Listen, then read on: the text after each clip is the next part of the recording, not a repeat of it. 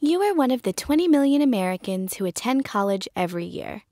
Maybe you're one of the 29,278 students at UNC Chapel Hill or one of its 18,503 undergrads. You're hoping to graduate someday and enter the real world. But you have a problem. Well, problems.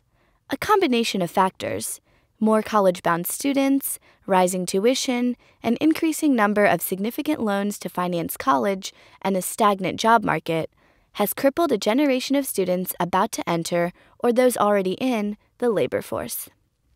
You are an average college student, and student loan debt will affect you long after you walk across the stage at graduation. It wasn't always like this. College used to be easier to afford, and loans weren't all that common. In the 90s, there was more public financial support for higher education, as well as fewer college-bound students and heftier financial aid packages. Now you, a millennial, are one of 12 million students who borrow to cover the costs of college. So why the crisis? For one, you are surrounded by more students, so the debt affects a greater population.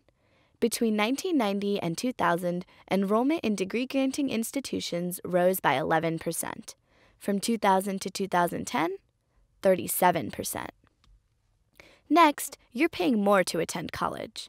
From 2003 to 2013, college tuition increased nearly 80%, more than medical care, food and beverages, and housing prices. If you were an in-state student at UNC in 1990, you'd be paying just over $1,000 for tuition and fees per semester, according to collegecalc.org. Today, you're paying more than $4,000 per semester. The 2008 recession also affected college financing. Students are coming into a labor market with no jobs and carrying debt, so people are worried, says John Quinterno, a principal with Chapel Hill-based South by North Strategies Limited, a consulting firm that specializes in social and economic policy. And there's another factor. The country's approach toward education has changed. The country's creed for the better part of its history has been that higher education is the tool for upward mobility. Now that's being called into question, Quinterno says. He offers an analogy. If attending college and obtaining a well-paying job and a comfortable life is a race, students are starting much farther back than they used to. Loans, then, are like a flimsy pair of running shoes. They will help you move faster, but they don't last forever, and you'll have to face the consequences at some point. You, like 12 million other college students, will take one or more loans out: Stafford, Perkins, Plus, Consolidation, Institutional, or Private. You will pay interest on some of them while you're in school, usually somewhere between 4 and 6%, and you'll have to repay them when you graduate. That's where you run into trouble. After graduation, most loans have a grace period, a time when you're not expected to repay the loan. They usually last 6 to 9 months, and then you have to start making monthly student loan payments. If you have no job, like 13.5% of recent college graduates in 2011, you have no income to do that. And even if you find somewhere to work, chances are it's not as well paying as you'd hope. From 2003 to 2012, the median income of an American with a bachelor's degree has fallen by about $4,000 to about $47,000. So you become one of the 37 million Americans strapped with student loan debt, which increased 511% from 1999 to 2011 and surpassed $1 trillion total in 2012. That's more than the nation's total credit card, auto loan, and home equity debt balances. Student loans are the second largest source of debt for Americans, behind only mortgages. If you guessed skillfully and won Warren Buffett's billion-dollar bracket challenge, you'd be able to pay off 1/1000th of the country's debt incurred by student loans. If you didn't, you're probably an average college student.